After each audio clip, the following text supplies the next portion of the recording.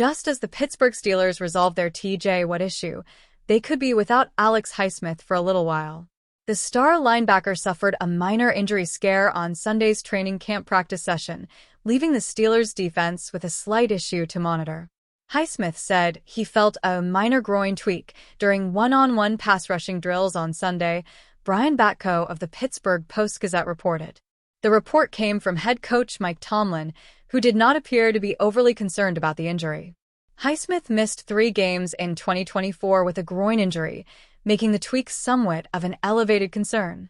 However, the injury occurred in Week 3, and Highsmith suffered no further setbacks for the rest of the year. He would later land back on the injury report with an ankle injury, but did not appear to be limited with his groin at any point near the end of the year. The combination of injuries led to just 11 games for Highsmith in 2024. As a result, he recorded a career-low 45 tackles on the year, with just 6 sacks. Pittsburgh does not appear to expect Highsmith's injury to still be an issue by Week 1. Yet, if it is still a concern, the Steelers will not hesitate to throw Nick Herbig, who broke out with 5.5 sacks in 2024, into the starting lineup. The team also added former Ohio State star Jack Sawyer to the group in the 2025 NFL Draft. Steelers defense prepared for big year in 2025. Assuming Alex Highsmith's injury is not a significant concern, the Steelers are on track to be one of the best defenses in the league. Pittsburgh was already an elite unit in 2024 and enters the new year with Jalen Ramsey, Derek Harmon, and Darius Slay now on its roster. As star-studded as their defense is, the Steelers will heavily lean on their depth in 2025.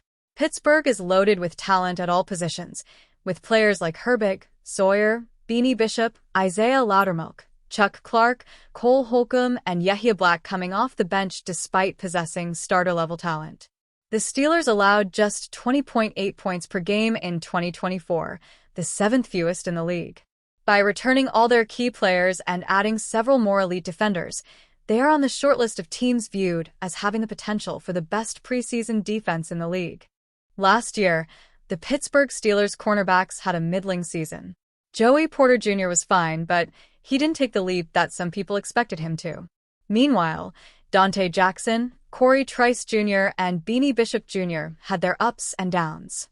As a result, the Steelers addressed that position heavily this offseason. They signed Darius Slay and traded for Jalen Ramsey, 2 former All-Pros. That's allowed DK Metcalf, their new wide receiver, to face some interesting matchups in practice. Cam Hayward is using that as a way to motivate Metcalf.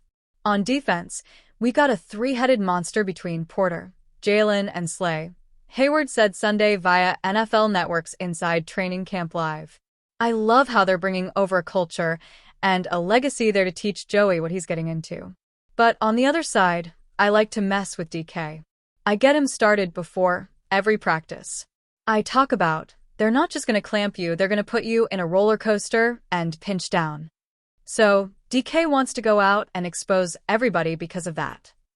Metcalf is one of the most unique receivers in the NFL. His combination of size and athleticism is rare, making him a matchup nightmare for any defense. However, the Steelers' trio of corners could challenge him. For years, when they were rivals in the NFC West, Ramsey and Metcalf had some physical battles. They usually resulted in some quieter performances from Metcalf. He and Slay have gone back and forth over the years, too. Both those veteran corners have experienced frustrating Metcalf, which probably helps Hayward's instigating. Porter has less history with Metcalf, but that doesn't mean he's less of a threat. While he hasn't accomplished as much as Ramsey or Slay, he's an up-and-comer. Porter has great size and length for his position, which should help him against bigger receivers like Metcalf. He didn't inherit his father's gift for trash talk, but he still plays with physicality. Those matchups might be the best example of iron sharpens iron for the Steelers this year. All of them are quality NFL players with rare gifts, but they're also teammates now. If Metcalf can succeed against that secondary, then he shouldn't have too many problems against opposing ones. Similarly, facing Metcalf should provide the Steelers' corners with valuable experience. The Pittsburgh Steelers have arguably been the busiest team in the NFL over the offseason.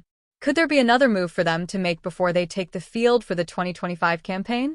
That question was raised by quite a few people after Micah Parsons stunned the league and requested a trade from the Dallas Cowboys.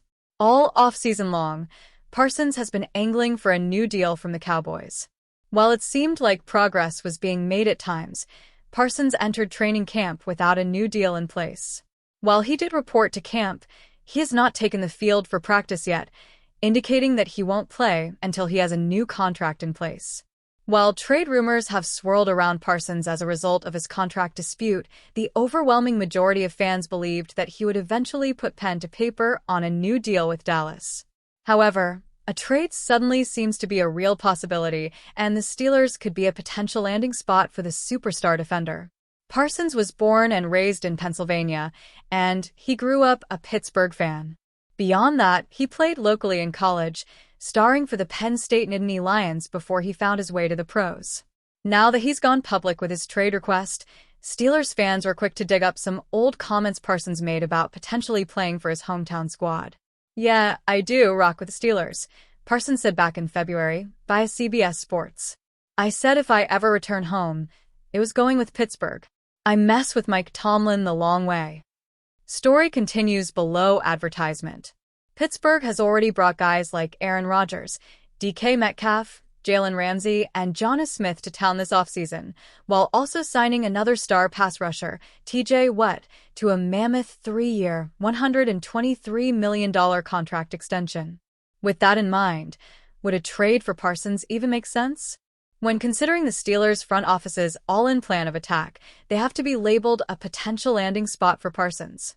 The Watt extension makes it nearly impossible to add another player who will be on one of the largest contracts in the league.